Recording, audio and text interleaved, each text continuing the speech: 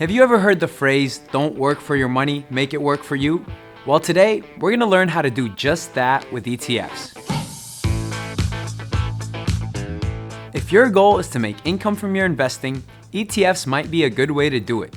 Let's explore the 3 types of ETFs you might want to consider if this is your goal: bond, dividend, and international stock ETFs. First up are bond ETFs, which can include government bonds, corporate bonds, and more, all bundled together in one diversified fund. Investing in bonds can generate income through capital appreciation if the bond's market value increases over time and through regular interest payments.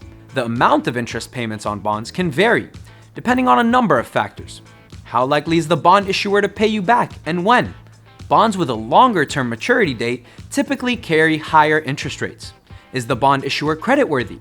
Less creditworthy issuers have typically higher interest rates. In other words, higher risk usually equals higher potential reward.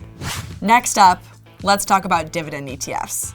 Dividend ETFs are baskets of stocks that typically pay a portion of a company's earnings to its shareholders on a regular basis, either as cash or as additional shares of stock.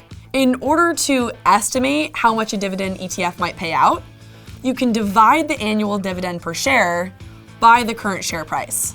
But remember, that is just an estimate, and over-reliance on this metric alone can be risky. Last but not least, there are international stock ETFs, which are a basket of stocks from various countries that allow you to spread your investment across multiple regions, sectors, and markets. Plus, they have historically offered higher dividend yields compared to their domestic counterparts. Of course, international ETFs can also carry higher risks than domestic funds, given regulatory and political risks, among others. So make sure to stay up to date on whichever region in which you choose to invest. As you can see, there are more than a few ways to help generate long-term income through ETFs. But remember, all investing carries risk and income is not guaranteed. In the next lesson, we'll talk about a hot topic: investing in volatile times. See you there.